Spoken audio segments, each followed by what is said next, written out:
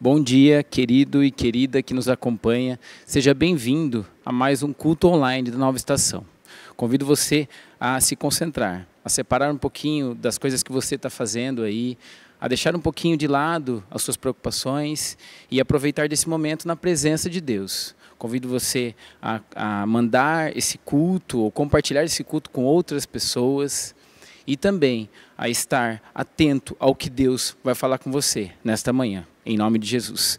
Vamos orar. Ó Deus, nos colocamos na sua presença, eu coloco a vida de cada um que está aqui acompanhando este culto, coloco a casa de cada um, coloco as famílias de cada um na sua presença, Pai, e peço que o Senhor venha trazer sobre eles a sua mensagem, Pai, trazer as suas bênçãos sobre essas vidas, sobre as nossas vidas, Pai. Em nome de Jesus, vem com o seu poder, vem com a sua graça, invade as nossas vidas, transborde em nós mais da sua mensagem e toca onde o que o Senhor deseja e aonde que a gente precisa ser tocado. Em nome de Jesus, nós nos abrimos, nos colocamos na sua presença para que o Senhor venha fazer em nós o que o Senhor quer. Age em nós, transforma as nossas vidas, em nome de Jesus.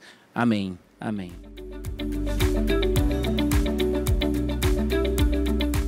Queridos, este é um momento importante, quando nós demonstraremos diante do nosso Deus um coração generoso e um coração fiel. Para isso, quero ler-lhes um texto lá de 1 Reis 17, a partir do versículo 8, é o texto que fala da viúva de Sarepta. Diz o seguinte, o texto: Então veio-lhe a palavra do Senhor, dizendo: Levanta-te, vai viver em Sarepta, no território de Sidom. Ordenei ali a uma viúva que te sustente. Ele partiu para Sarepta, e quando chegou à entrada da cidade, estava ali uma viúva apanhando lenha. Ele a chamou e lhe disse: Traze-me, por favor, uma vasilha com um pouco de água para eu beber. Quando ela saiu para buscá-la, ele a chamou e lhe disse: Traze-me também um pedaço de pão. Ela, porém, respondeu: Tão certo como vive o Senhor teu Deus, não tenho pão nenhum, mas apenas um punhado de farinha na vasilha e um pouco de azeite na botija. Estou apanhando 2 gravetos para ir prepará-lo para mim e para meu filho. Nós o comeremos e depois morreremos. Então Elias lhe disse: Não temas, vai, faze como disseste, mas primeiro faze para mim um bolo pequeno e traze-o aqui. Depois o farás para ti e para teu filho. Pois assim diz o Senhor teu Deus, o Deus de Israel: a farinha da vasilha não acabará, e o azeite da botija não faltará, até o dia em que o Senhor fizer chover sobre a terra. Ela foi e fez conforme a palavra de Elias. Assim ela e sua família comeram durante muitos dias. A farinha da vasilha não se acabou, e não faltou azeite na botija, conforme a palavra do Senhor que ele falara por intermédio de Elias. Esse texto é um texto maravilhoso, que lança um desafio a uma mulher desesperada que não tinha sequer o que comer. E a promessa, através do profeta Elias, é de que Deus a sustentaria. Então esse texto nos desafia primeiro a confiarmos no Senhor, colocarmos a nossa vida inteiramente em suas mãos, abrirmos mãos daqueles recursos que nós achamos que são nossos, mas que são de Deus, e a partir daí depositá-lo confiantemente no altar do Senhor, crendo que o mais Ele fará.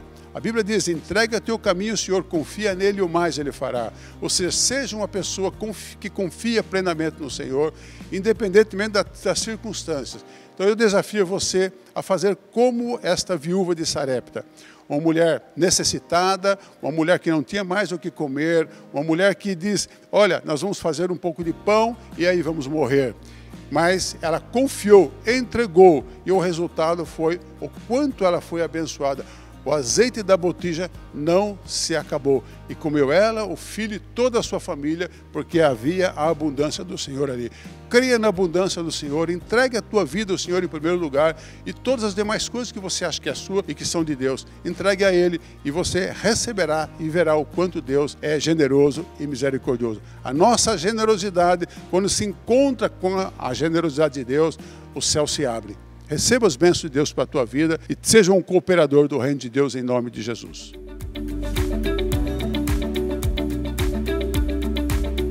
Fica de pé mais um pouquinho. Amém. Quero perguntar para vocês aqui, começar essa reunião, essa reflexão, pergunto, qual é o teu foco de vida, o teu foco principal de vida? Você mas parou para pensar, o meu foco é profissional, ganhar dinheiro, ser feliz, casar, ter filhos, ou os filhos, a esposa, mas qual é o teu foco? Eu quero começar assim, para que nós mudemos o nosso foco nesta noite, amém? Se você tiver dinheiro, o foco tem que ser Jesus Cristo. Se você não tiver dinheiro, o foco tem que ser Jesus Cristo. Se você estiver cheio de saúde, o foco tem que ser Jesus Cristo. Se você estiver doente, o foco tem que ser Jesus Cristo. Se você é solteiro, o foco é Jesus Cristo. Se é casado, o foco é Jesus Cristo. Se você não tem filho, o foco é Jesus Cristo. Se tiver um monte de filho, o foco ainda é Jesus Cristo. Glória a Deus, como que vai sustentar tanto filho, se o foco não for Jesus? Você faz parte da igreja Nova Estação Church, mas o foco é Jesus Cristo e não a Nova Estação. O foco é Jesus Cristo. Vai para a viagem missionária, o foco é Jesus Cristo. Amém, querido? O foco é Jesus Cristo. Obra social, o foco é Jesus Cristo. Mude o foco da tua vida, porque 99, quase que 100% das pessoas têm outro foco de vida. Eles querem ganhar dinheiro, querem ficar rico, querem viajar, isso é maravilhoso, e não estou dizendo que é errado, mas para tudo isso o foco tem que ser Jesus Cristo. Então eu quero que você erga a mão bem alto e dê 3 glória a Deus. E agora com as suas mãos levantadas, comece a orar. Ore a Deus, erga a tua voz e diga, e peça a Deus uma renovação espiritual sobre a tua vida. Peça a Deus uma unção especial a partir de hoje. Peça a Deus que encha o teu coração de paixão. Fala assim, Senhor, em nome de Jesus, meu Pai, eu sou um frágil, eu sou pecador, eu ando muitas vezes distante do Senhor, muitas vezes tenho negligenciado a Tua palavra, tenho orado pouco, mas nesta noite eu mudo o meu foco de vida. O meu foco de vida é o Senhor Jesus Cristo. Então, meu Deus, renova a minha vida espiritual, alivia a minha mente dos pensamentos do mundo. Eu quero ter a mente de Cristo. Faz isso, meu povo, meu Deus, sobre este povo, sobre mim e sobre a tua igreja no Brasil, em nome de Jesus. Amém e amém. Dê uma grande salva de palmas para o Senhor. E agora pode sentar. Pode sentar. Aleluia. Aleluia. Aleluia. Vocês perceberam já que eu estou fazendo uma série do livro de Hebreus. Hoje é o capítulo 7. Eu até falei com Deus, você acha mesmo que é isso, Senhor? Porque sabe como que é, né? O povo quer outras coisas, quer coisas novas. E aí Deus falou, não, você continua naquilo que você está fazendo, outros farão outras coisas. Deus é um Deus de diversidade. Então você olha para uma floresta, tem vários tons de verde. Deus é o Deus da diversidade, amém? E então eu estou seguindo firmemente aqui Hebreus, e os 6 primeiros capítulos de Hebreus preparou-nos para o 7º. E o 7º capítulo vai nos preparar para os outros últimos capítulos. Amém? Então, cria expectativa no teu coração por aquilo que o Espírito Santo vai falar a cada um de nós. Amém, queridos? Muito bom. Antes de entrar no próprio... O tema dessa palavra é paixão/fervor. Paixão/fervor. Quero ser apaixonado. Quantos querem ser apaixonados? Fervoroso.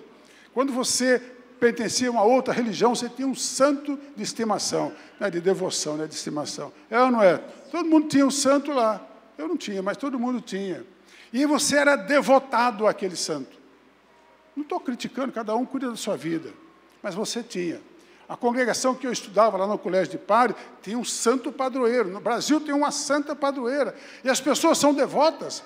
Elas fazem romarias, caminham a pé, às vezes, quilômetros e quilômetros e quilômetros, até Aparecida do Norte, até, como que é, onde é o padre Donizeto, lá não lembro onde que é, já esqueci dessas coisas, mas elas são devotas, eu admiro isso. E muitas vezes a pessoa é tão devota lá, mas quando se converte aqui, fica sentado, não quer mais tirar o bumbum da cadeira. Eu fico impressionado com isso, para não falar outra coisa. Também se tivesse falado, não teria problema. Então, queridos, o meu propósito aqui, com esses estudos, e principalmente hoje, é que o Espírito Santo faça uma renovação espiritual em cada um de nós, a partir da nossa mente. partir do foco da nossa mente, no que é que temos pensado mais e mais. No que é que temos pensado? O que é que nós mais desejamos que aconteça na nossa vida, na nossa família, na nossa cidade, no nosso país? O quanto temos nos dedicado para que aconteça aquilo que nós sonhamos que venha a acontecer? Então, o tema é esse: paixão, fervor. Faz assim com a mão. Fala assim com a mão. Fala assim: paixão, fervor. Esse cara sou eu. Esse cara morreu. Mas antes de entrarmos aqui, propriamente dito, no texto de hoje, eu quero falar dos propósitos. Então, vou relacionar alguns propósitos dessa rápida meditação. O primeiro propósito que eu estou fazendo nesses estudos, primeiro, é guardar, fortalecer e defender a nossa fé em Jesus Cristo. A fé precisa ser alimentada, amém? A fé precisa ser alimentada. A fé vem de fora para dentro. É como uma criança que nasce na nossa vida, na vida do pai e mãe, e ela precisa ser cuidada, alimentada, fortalecida. Às vezes fica doente, tem que dar um remedinho para a criança crescer e ficar forte. A fé é uma coisa mais ou menos parecida. Eu estou cheio de fé, mas sua fé está sendo alimentada pela palavra, pela oração, pela comunhão com os irmãos. Então o propósito é que a nossa fé seja guardada, fortalecida e defendida, né, em Cristo Jesus. Amém, querido? Judas 1,3 fala assim, amados. Judas 1,3 fala, amados, ele está escrevendo para a igreja. Vou ler para vocês.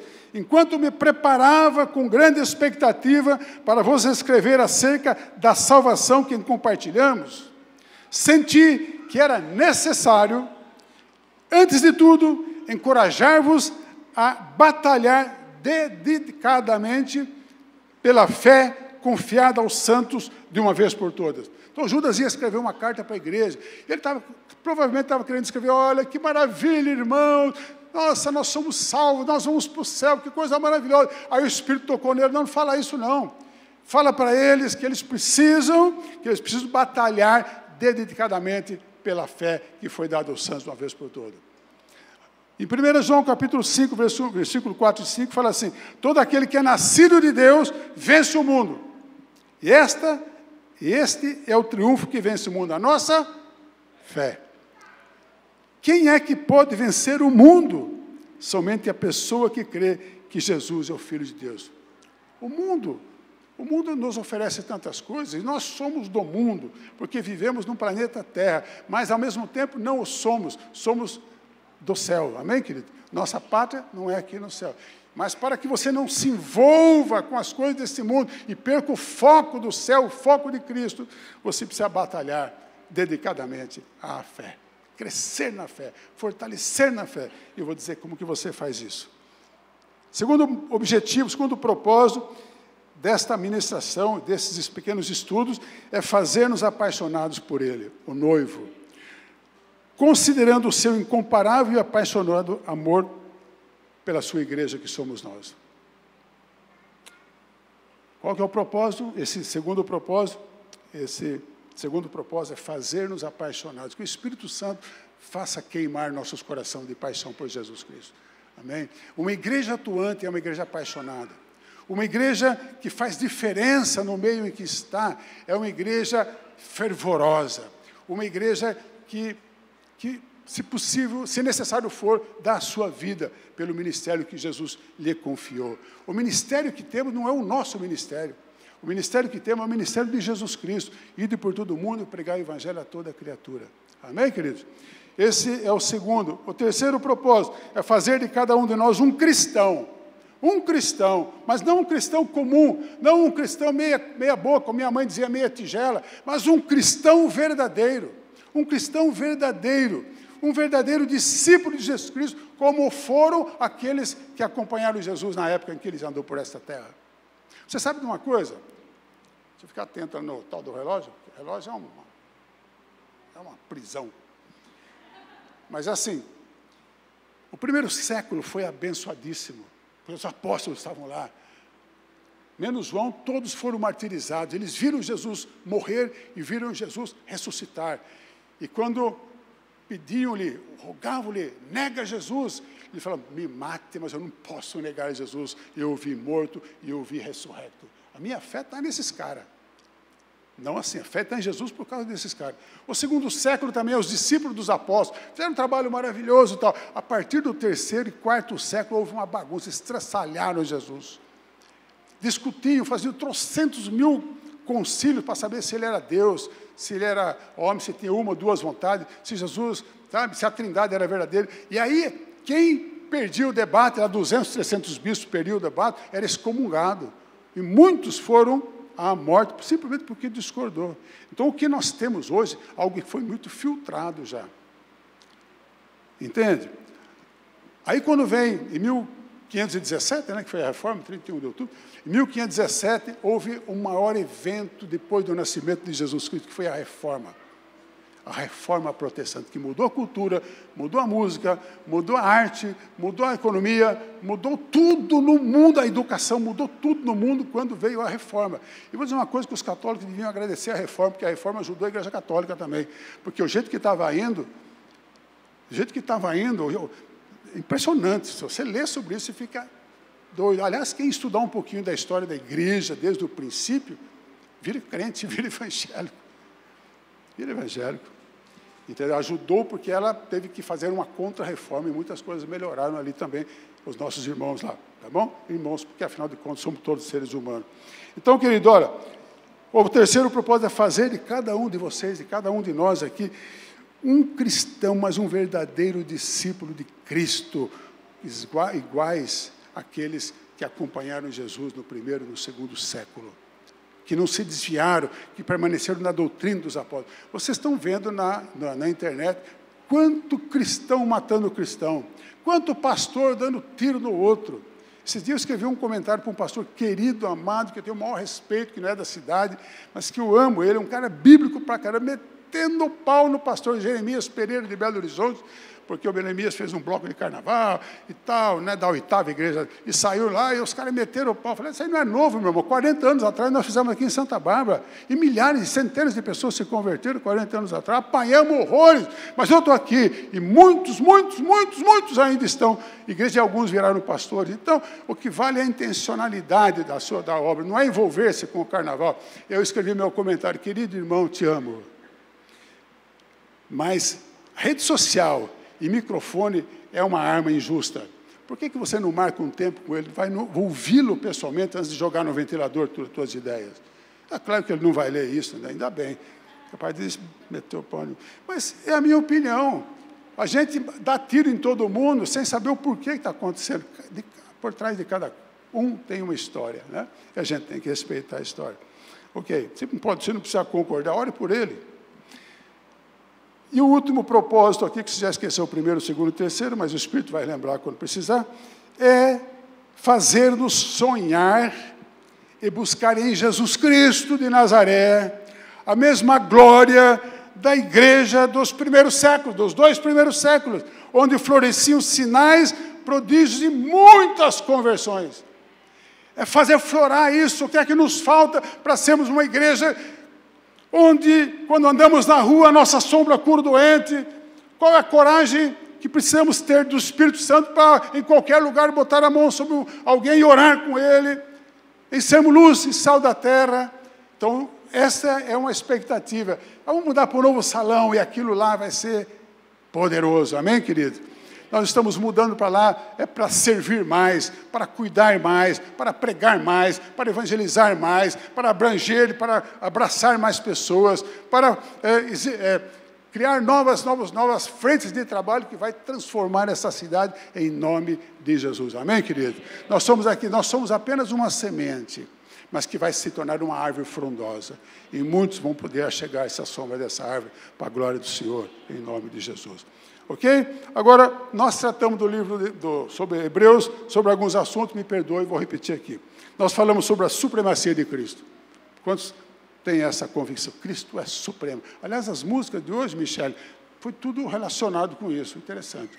Supremacia de Cristo. Depois nós falamos sobre a supremacia da palavra. Você pode ler, você pode estudar, você pode fazer o que você quiser, mas a Bíblia tem que ser prioridade na sua vida. leia livros, é fantástico. Mas a Bíblia é a palavra de Deus que precisa ser ruminada. Ruminar. Sabe o que é ruminar, né? É o boi que fica comendo a palha. Terceira palavra que nós falamos sobre a singularidade de Cristo. Não há outro, é somente Ele. Falamos de Cristo ser o nosso descanso.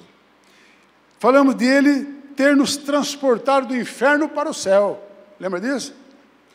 Dos carinha caindo no inferno, que tristeza.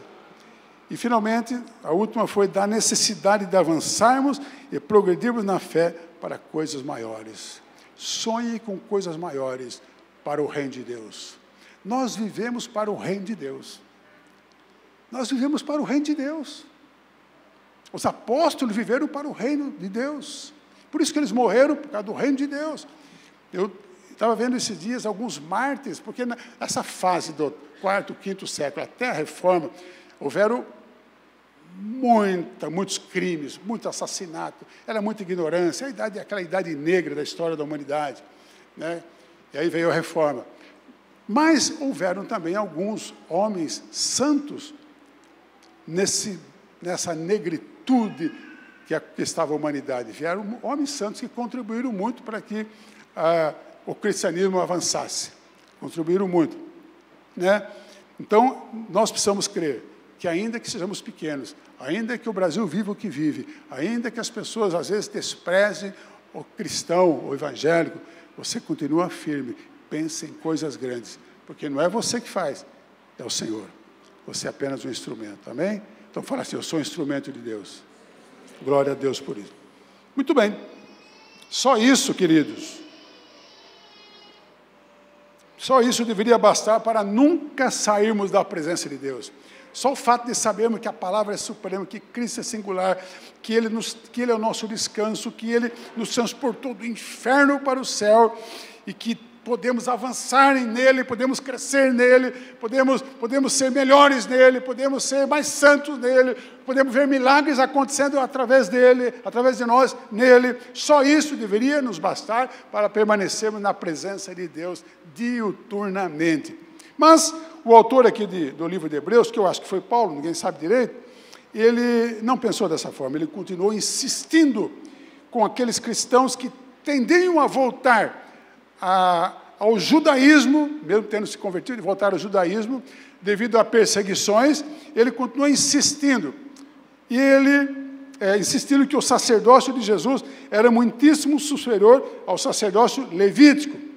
E para convencê-los, ele conta uma história de Gênesis 14, né? Lá em Gênesis 14 tem uma história de quando Abrão, era Abrão ainda, foi socorrer seu sobrinho Ló, que morava em Sodoma, e que foram atacar. Sodoma naquela ocasião foi atacado por 5 reis, e tomaram a cidade, e Ló, que era sobrinho de Abrão, seus familiares todos, as famílias eram grandes naquela época, e os seus bens foram todos sequestrados pelos 5 reis. E Abraão, então, saiu atrás, com seus 318 dos seus familiares, saiu atrás daqueles 5 reis e os venceu. E tomou despojos daquela batalha. E aí o autor de Hebreus vai contando essa história, e aí vai chegar ao seguinte ponto, que nós vamos falar daqui a pouquinho. Então, assim, a ideia do autor aqui era convencer aqueles cristãos, através dessa história, de que o ministério de Jesus Cristo, de que o sacerdócio de Jesus Cristo era muitíssimo superior ao dos levitas. A ideia? Amém? Então, o capítulo tem 28 versículos. Eu não sei se eu devo ler todos ou não, mas vamos lendo aos poucos aqui. Então, os primeiros 4 versículos trata de Melquisedeque. Vocês já ouviram falar de Melquisedeque? Olha que nome lindo para pôr no menino. É menino ou menina? Menino? Menino, glória a Deus. Por que não dá para pôr Melquisedeque numa menina? Mas Melquisedeque, ou Melquisedequinho, não dá certo, né? Natan, o profeta que repreende reis. Né? Então vamos ver aqui, ele fala assim, porque este Melquisedeque, rei de Salém, sacerdote do Deus Altíssimo, olha que coisa, que saiu ao encontro de Abraão, quando voltava da matança dos reis, e o abençoou. para o qual também Abraão separou o dízimo de tudo. Primeiramente se interpreta rei de justiça, depois também é rei de Salém, ou seja, rei de paz. Sem pai, sem mãe, sem genealogia, que não teve princípio de dias, nem fim de existência. Entretanto, feito semelhante ao Filho de Deus, permanece sacerdote para sempre. Então, quem era Melquisedeque? Melquisedeque era rei do Deus Altíssimo, numa época de só paganismo. Melquisedeque era rei era sacerdote do Deus Altíssimo e rei de Salém. Melquisedeque quer dizer rei de justiça. Salém é o antigo nome de Jerusalém, que significa rei de paz. Rei de paz. E ele não se conhecia o pai nem a mãe, e não tinha genealogia, suas origens, não sabia. Né? E tudo isso para mostrar, para fazer um paralelo com Jesus Cristo de Nazaré. Vamos à história. Ok? Então, Melquisedeque, ele é um tipo de Jesus Cristo. Ele é uma figura de Jesus, ele representa Jesus Cristo. Tudo isso para explicar para aqueles irmãos que estendiam voltar para a antiga religião dele, porque as coisas estavam difíceis demais.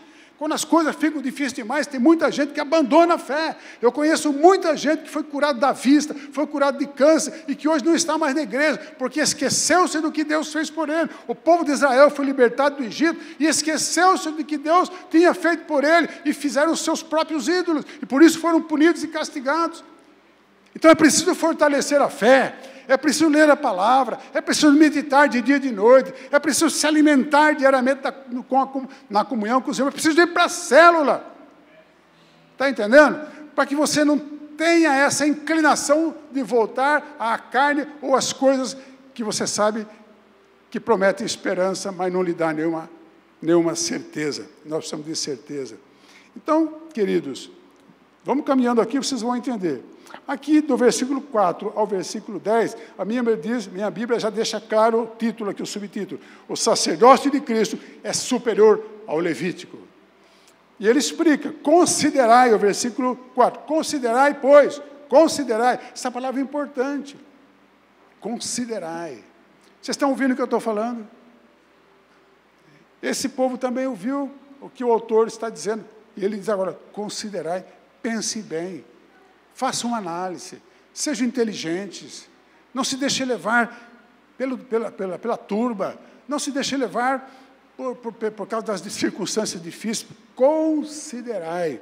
Ele fala, como era grande esse a quem Abraão, o patriarca, pagou o dízimo tirado dos melhores dispostos. Ora, os que dentre os filhos de Levi recebem o sacerdócio, têm mandamento de recolher, de acordo com a lei, os dízimos do povo, ou seja, dos seus irmãos, embora tenham esses descendido de Abraão. Entretanto, aquele cuja genealogia não se inclui entre eles, recebeu o dízimo de Abraão e abençoou o que tinha as promessas. Você sabe que Abraão é o pai dos judeus, né?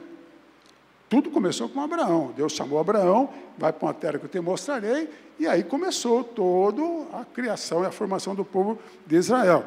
E é o nosso pai da fé, amém, queridos? É o nosso pai da fé. Evidentemente, é fora de qualquer dúvida, versículo 7, que o inferior é abençoado pelo superior. Aliás, aqui são homens mortais os que recebem dízimo, porém ali, aquele de quem se testifica que vive. E por assim dizer, também Levi, que recebe dízimos, pagou-os na pessoa de Abraão, porque aquele ainda não tinha sido gerado por seu pai, quando Melquisedeque saiu ao encontro deste. Então, meio complicado aqui, né? Então, quem eram os levitas? Eram os da tribo de Levi, a quem Arão havia atribuído a responsabilidade do exercício do sacerdócio entre o povo judeus. Então, naquela época, era assim, quem era rei, quem era sacerdote, era sacerdote. Então, um rei não podia ser sacerdote. Teve um rei que entrou e tentou oferecer incenso lá e ficou leproso. Você não pode fazer, os sacerdotes repreenderam ele. Mas Melquisedeque era rei e sacerdote. Jesus Cristo é rei e sacerdote. Amém? Jesus Cristo é rei e nosso sumo sacerdote. Jesus Cristo é rei e nosso sumo sacerdote. Você serve ao rei dos reis e você serve ao sumo sacerdote que intercede por nós e que é o nosso advogado junto ao Pai.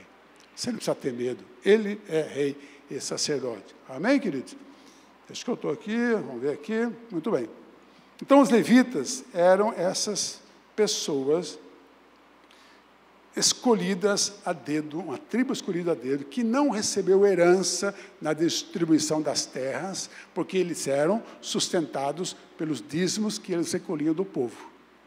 Certo? Só para fazer uma comparação. Mas no caso aqui, onde que está? Abraão vai e dá os dízimos dos despojos daquela batalha ao rei Melquisedeque. Os levitas nem existiam ainda, a Bíblia diz que estavam nos ombros de Abraão, eles viriam a existir. Mas desde lá, então dízimo não é lei, dízimo antes da lei. Certo? Não vamos falar de dinheiro aqui não, mas dízimo antes da lei. Então se alguém falar, dízimo da lei, não é antes da lei, dízimo é antes da lei. Abraão levou o dízimo a Melquisedeque. Os levitas recolhiam os dízimos para o seu sustento. Mas, na ocasião em que Abraão leva os dízimos a Melquisedeque e é abençoado por Melquisedeque, naquele ato, os levitas estavam em Abraão, porque Abraão é o pai da fé e é o pai dos hebreus. Amém? É isso que ele está comparando. Então, ele quer dizer assim, se lá aconteceu, é porque Melquisedeque tinha um sacerdócio infinitamente superior ao de Arão. Certo? Eu sei que é meio enrolado, mas é por aí. Eu só quero que você foque em Jesus. Eu só quero que você ame a Jesus Cristo mais do que você ama a coisa mais preciosa que eu tenho. Nós cantamos, eu encontrei o meu tesouro. Eu quero que você entenda que o teu tesouro não é o teu dinheiro, não é o teu emprego, não é a tua empresa. O teu tesouro é Jesus Cristo de Nazaré. É isso que eu quero. Se você não entender toda essa história, você vai estudar na tua casa, meu irmão. Mas entenda que Jesus é o teu tesouro. E é isso que importa, é isso que eu quero trazer para vocês aqui. E esta reflexão é muito importante. É importante por quê? Para que nos tornemos mais fortes, amém? Fala se eu sou forte. Para que nos tornemos mais fortes, mais convictos, mais apaixonados e mais fervorosos por Ele e pelo ministério que Ele tem confiado a você e a mim. E não pense que o ministério ou o trabalho é de alguns meninos que sobem aqui, que estão sendo preparados para grandes obras e grandes coisas. O ministério é para mim também. O ministério é para cada um de nós aqui. Onde você está, onde você estiver, você tem que ser luz do mundo e sal da terra e falar e transmitir a paixão que está no teu coração. Se você vai convidar alguém para a igreja, não diga para ela assim, olha, se você não tiver onde ir, vamos para o culto. Você quer ir no culto hoje? Você tem que falar assim, vamos para o culto, meu irmão, porque lá Deus se manifesta no seu poder, porque Deus fala ao coração das pessoas, porque lá Deus se manifesta espiritualmente e muda a sorte da vida das pessoas. E se você estiver enfermo, quem sabe Deus possa te curar, mas uma coisa é certa, cure ou não, Ele continua sendo Deus. É isso, meu irmão. Ok? Então é muito importante para trazer essa convicção, esse fervor e essa paixão. É importante também, como eu já disse, que eu escrevi aqui, para que no momento de luta, de tribulação, e todos nós que estamos de passagem por esse planeta, estamos sujeitos a tribulações. Jesus falou, o que Jesus falou? Neste mundo tereis aflições, mas tende bom ânimo, tende fé, tende fervor, tende coragem, cresçam nessa fé, porque vocês vão vencer como eu venci. Amém? Fala amém. Amém. Fala amém de novo. Amém. Oh, meu Jesus. Então é importante para que nós não venhamos desanimar a fé, buscando falsos caminhos com falsa segurança. É importante, então, nos apegarmos mais à palavra e à oração. Ok, rapidinho aqui. O que nós aprendemos ou confirmamos aquilo que aprendemos através dessa história aqui? Eu não vou ler nem... Não, podia até ler o resto aqui, né? Eu vou ler. Tem paciência comigo? Só um pouquinho. Eu estou adiantado, eu estou atrasado? Como que estou de tempo aí? Não sei que hora que tem que terminar. Bom, o versículo 11, depois eu dou a conclusão aqui. O versículo 11 fala assim, o sacerdócio levítico teve fim, mas o de Cristo é eterno. Ok? E fala, se, portanto, a perfeição houvera sido mediante o sacerdócio levítico, pois nele, baseado, o povo recebeu a lei, que necessidade haveria ainda de que se levantasse outro sacerdote, segundo a ordem de Melquisedeque, que é Jesus, e que não fosse contado segundo a ordem de Arão. De que tribo era Jesus? Quantos sabem? De que tribo era Jesus? Judá, da tribo de Judá. Jesus era da tribo de Judá. Não era da tribo dos levitas, era da tribo de Judá. Pois, quando se muda o sacerdócio, mudou o sacerdócio, necessariamente há também mudança de lei. Porque aquele de quem são ditas estas coisas pertence a outra tribo, da qual ninguém prestou serviço ao altar, que é Judá. Pois é evidente que nosso Senhor procedeu de Judá, pois a qual Moisés nunca atribuiu sacerdote. E isto é ainda muito mais evidente quando, à semelhança de Melquisedeque, se levanta outro sacerdote, constituído não conforme a lei de mandamento carnal de homens, mas segundo o poder de vida indissolúvel. Porquanto se testifica, tu és sacerdote para sempre, segundo a ordem de Melquisedeque, é de Jesus que estamos falando. Portanto, por um lado, se revoga a anterior ordenança, por causa da sua fraqueza e inutilidade, pois a lei nunca aperfeiçoou coisa alguma. E, por outro lado, se introduz esperança superior, pela qual nós chegamos a Deus. Você lembra daquela vez em que Jesus e seus discípulos estavam em frente ao templo de Salomão? E aí os discípulos, olha, que construção, que obra de arte. Eles vão comentando com Jesus. Jesus fala assim, vou destruir esse negócio aqui e levanto o outro em 3 dias. O que Jesus está falando? Eu vou acabar com essa coisa da lei, da religiosidade, dessas coisas. Eu vou estabelecer uma nova ordem para vocês a partir de agora, que é através da minha vida. E aí ele vai para a cruz, morre e ressuscita no 3º dia. É isso que ele quis dizer. Isso aqui é lindo, maravilhoso, mas agora chega. A partir de agora é comigo o negócio. Amém? Muito bom. Então tá, aí no finalzinho aqui fala de Cristo, sacerdote único e perfeito, versículo 20.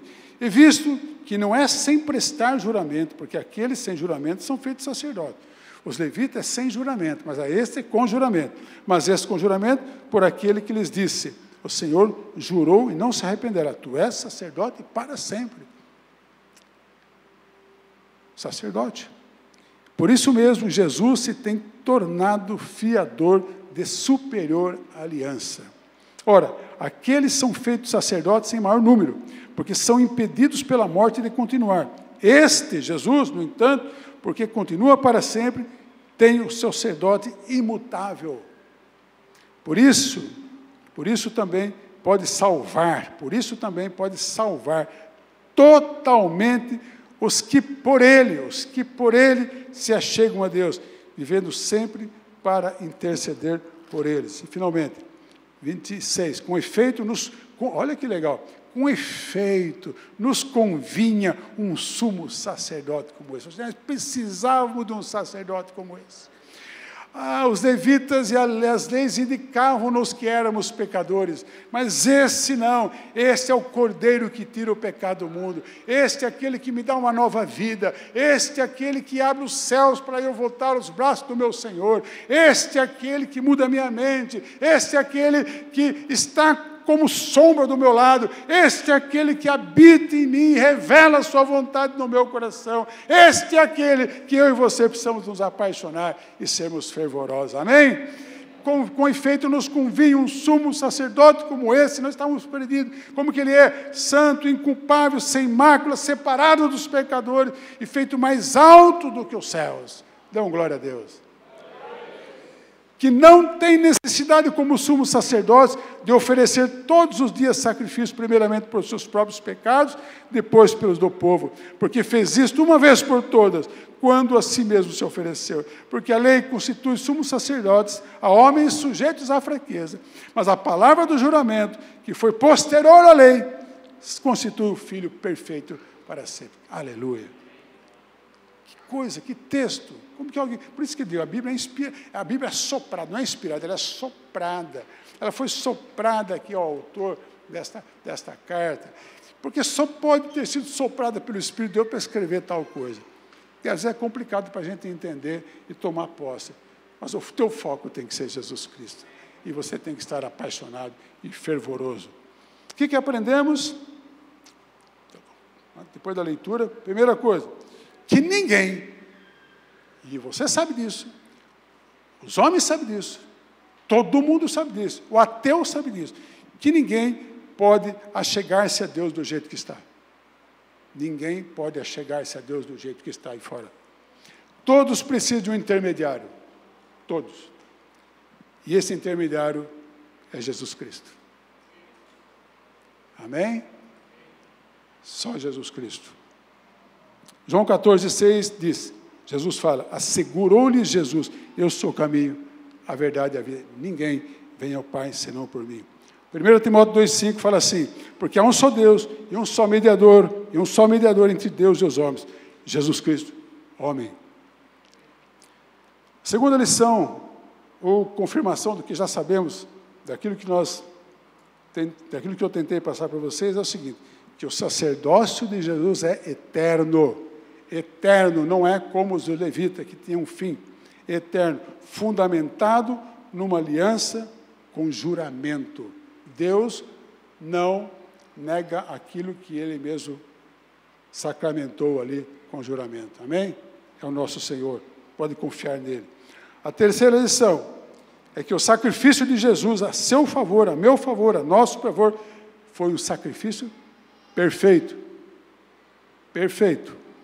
Por isso, você e eu não precisamos procurar outros caminhos para ter os nossos pecados perdoados. Amém, querido? Quando sabe que Deus é misericordioso e que perdoa pecados. A Bíblia fala, se confessarmos nossos pecados, Ele é fiel e justo para nos perdoar os pecados e nos purificar de toda injustiça. É só Ele que pode fazer isso. Tem uma história de, como eu falei, né, lá nos primeiros séculos, uma história absurda. Teve um papa lá, porque o que aconteceu nesse período negro da história da humanidade? O cristianismo surgindo, o islamismo, muita guerra e muito poder. Aquilo que o homem deseja, né? Por isso que o foco tem que ser Jesus. O homem deseja poder, fama, dinheiro. Então, tinha um papa lá, não lembro o nome do cara, porque teve a ocasião que teve 3 papas. Teve até papisa. Você sabia disso? Tem até papisa. Tem mulher já foi papa, tem 3 papas. É uma confusão. Tudo foi uma confusão, não sei se é necessária, para chegarmos onde chegamos hoje. Mas teve um papa lá que falou para um determinado rei assim, olha, eu quero conquistar aquela terra lá, aquele povo lá, eu quero conquistar aquele povo. Roma estava perdendo o poder, e aí ele chamou um rei, não sei se é o da Inglaterra, os países estavam se formando também, e ele falou o seguinte, se você vier se aliar comigo para a gente vencer aquele outro povo lá, eu prometo para você a salvação eterna. Como assim? Como que um homem pode prometer a salvação eterna a uma outra pessoa? Então, era uma confusão, muita ignorância e muita sujeira naquela época, né? Graças a Deus que tudo aquilo serviu para que nós pudéssemos hoje estar aqui limpinhos, ouvindo essa palavra sobre Jesus ser o nosso sacerdote eterno. Amém? Então, é importante você saber que o sacrifício de Cristo a nosso favor foi perfeito e que você não precisa fazer sacrifício para ser perdoado. Hoje a gente faz muita coisa. Você vai fazer um jejum que nós estamos fazendo, não pode ser considerado um sacrifício para Deus me abençoar mais, porque você já foi supremamente abençoado quando você recebeu a Cristo e é templo do Espírito Santo. O que serve o jejum? Para você se ligar mais a Ele, para você ser mais sensível a Ele, para você entender melhor as coisas que Ele está te levando a fazer e ser, para você estar mais apaixonado, se aconchegar a Ele, entender mais a verdade. Amém, querido? Então o jejum é para isso, não deve ser um sacrifício para Deus te amar mais. Deus nunca vai te amar mais do que Ele já te ama. Amém? Ok. A quarta coisa é que nós necessitamos, para chegarmos a Deus, confessar e arrependermos dos nossos pecados e crer na obra salvadora, salvífica e substitutiva de Jesus na cruz. E a quinta coisa, se você já aceitou a Jesus na sua vida, nunca esqueça de que Ele pagou o preço pelos seus pecados de uma vez por todas. Ah, mas eu pequei antes de vir para o culto. Vai confessar. Você teve a oportunidade de ajoelhar no chão aqui e dizer, me perdoa. Você está com mágoa, com raiva do teu irmão. Então vai, pedir perdão a Deus por essa mágoa. Está chateado com a igreja, bota o joelho no chão e ora pelos pastores, que são os caras meio chatos mesmo, mas não tem importância, são instrumentos de Deus, são servos. Sabe o que nós somos aqui? Um corpo. Quem que é melhor e quem que é maior aqui? Ninguém, todo mundo é igual. Quem é Senhor aqui? Ele. Ele. O dia que nós começamos a achar que um homem é o figurão aqui, Jesus sentado numa cadeira pequena, o cara num trono, acabou. Aí começamos a dar tiro no outro. Não, nosso foco é Jesus. Fala, glória a Deus. Ok. Mas tudo bem, irmãos. Ele está dizendo, falando, não sei se eu vou conseguir, é uma pena. Era o impacto da minha palavra hoje. Ele diz o seguinte, que ele veio para o Brasil e ficou impressionado com a igreja brasileira. Porque os brasileiros vão na igreja. Ele falou assim, eu estive acho que a Índia, não sei que país. Pior do que isso foi quando quase caiu um gambá. Você lembra? Quase caiu um gambá na minha cabeça lá na sala nossa. Você lembra disso? Quanto lembra disso? Estava lá? Estava pregando, camisa branquinha, e tem uns gambá que andavam em cima do forno, aquelas placas de isopor. Bem em cima, o gambá. Ele não chegou a cair em cima de mim, porque ele pegou com as garrinhas dele. A minha camisa ficou cheia de picomã, de cana queimada. Falei, e agora? Como que eu saio dessa? Aí todo mundo começou a dar risada. Eu falei, só acontece comigo. Mas também, vamos ver se eles conseguem. Só no segundo? Então, no segundo. Então, se vocês quiserem assistir o vídeo, vocês ficam para o segundo culto. Mas assim, vou contar para vocês. Ele foi pregar na Índia, lá não sei onde, e ele falou assim, que lá o culto demora 5 horas e ninguém se mexe. E aí ele falou assim, eu não sei o que acontece com a igreja no Brasil, mas fiquei impressionado. Porque na igreja do Brasil, o culto começa, 30 minutos depois, está todo mundo saindo para tomar água para ir no banheiro. Não tem graça eu falar, né? Mas é impactante. Ele fala assim, e outra coisa com os brasileiros, que eles não têm compromisso com o horário. Chega a hora que quer, e ainda nem acabou o culto, está todo mundo se levantando para ir embora. Não sei que igreja ele foi, porque a nossa não é assim. Nós não somos assim, né? Nós ficamos tão fim aqui. E ele ficou impressionado com isso. E ele diz, a igreja precisa ser renovada, precisa entender que quando você está cultuando a Deus, Deus está esperando o teu culto. Quando você está cantando a Deus, Deus está atento para ouvir o seu canto. Quando você está orando a Deus, Deus está ouvindo a tua oração. Então, quando a congregação se reúne, o povo, Deus está atento, na expectativa de que aquele cheiro suave de louvor e de oração chegue até o altar. E Deus se alegra com isso. E ele diz, talvez Deus não se alegre com as pessoas saindo, indo e vindo, sem dar a devida atenção, sem ter o temor e reverência. Muitas coisas ao ver a igreja brasileira, os irmãos brasileiros. 너무도 신기한 것은 예배 도중에도 도중에 가고 싶으면 가고 있고 싶으면 있고 자기 마음대로 하는 걸 보면서 깜짝 놀랐습니다. Eu me assustei muito porque durante o culto, se quiser andar, eles andam, se quiserem ir embora, vão embora no meio do culto. 너무 신기했습니다. Eu fiquei impressionado. 아, 이런 일도 있구나. Será que tem casos assim também? 브라질서만 배우는 것입니다. Eu acho que é algo que eu posso aprender só no Brasil. 제가 지난 주간에 인도 나갈랜드 가장 가까운 나라를 가장 가난한 나라를 갔습니다. Há 2 semanas atrás eu estive na Índia, em Nagaland, a parte mais pobre do país. 보통 그들의 예배는 5시간쯤 진행됐습니다. Mais ou menos 5 horas eles gastam no culto. 근데 한 사람도 안 움직입니다. Mas nenhuma pessoa movia durante o culto. 근데 브라질은 30분만 되면 움직입니다. Mas no Brasil, se passam 30 minutos, eles já começam a mover. 신기합니다. É impressionante. 너무 신기한 것을 배운 겁니다. Eu aprendi uma coisa muito impressionante. 왜 그런가 봤더니 Eu fiquei percebendo o porquê. 하나님이 나의 예배를 받으시고 계시고 지금 이 자리에 계시다는 사실을 망각하기 때문에 그런 것 같습니다. Eu acho que porque as pessoas não estão ligadas de que Deus está ouvindo a nossa oração, o nosso culto, que Ele está recebendo e Ele está contando com o nosso culto. 또 한 가지 느끼는 것이 뭐냐? E mais uma coisa que eu percebo. 시간도 정해놓았지만 그건 상관없습니다. Marcam um horário, mas isso não tem nada a ver. Não são fiéis aos horários. 자기가 오고 싶은 시간에 옵니다. Vem a hora que quiser. 이걸 보면서 뭘 느끼느냐? O que eu percebo no meio de tudo isso? 브라질 하나님과 우리 대한민국 하나님이 다른가? Será que Deus dos brasileiros é diferente do Deus dos coreanos? 브라질이 믿는 하나님과 우리가 믿는 하나님이 다른가? 이렇게 느껴지죠. Então eu fico perguntando, será que esse Deus que nós cremos e Deus que os coreanos creem é diferente?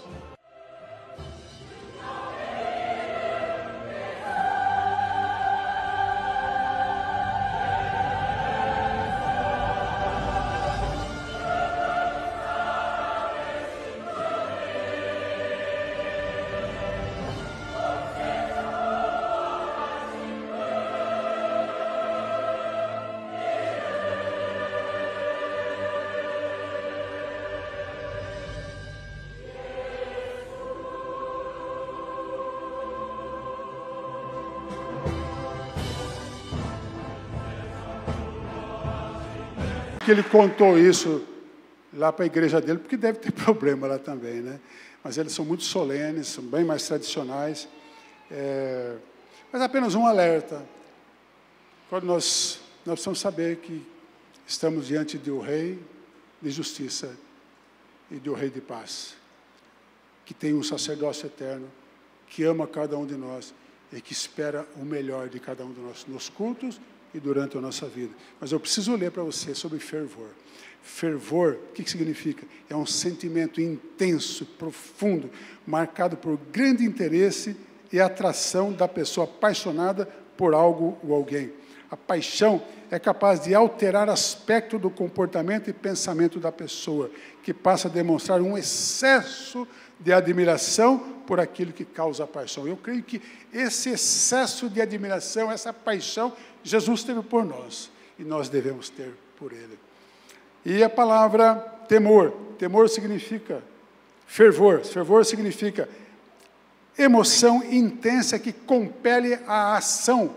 Então, a pessoa apaixonada e fervorosa, ela atua, ela age, ela não se conforma em simplesmente vir. Como a Aline falou, não é só vir, não é só frequentar, é participar, é ser parte do corpo, é ser o braço do corpo, é ser instrumento útil para o corpo e para a glória de Deus, amém?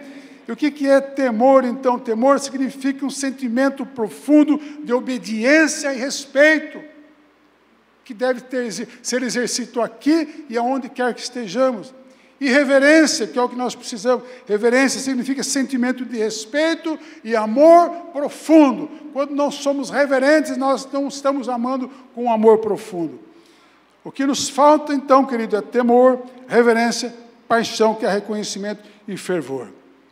E eu quero desafiar vocês a buscar isso, em Espírito Santo de Deus, através da meditação da palavra, na busca pela palavra e na oração. Na oração. Você vai debruçar-se sobre a palavra todos os dias, e todos os dias você vai bater um papo com Deus, ter um diálogo com Deus. Senhor, e aí?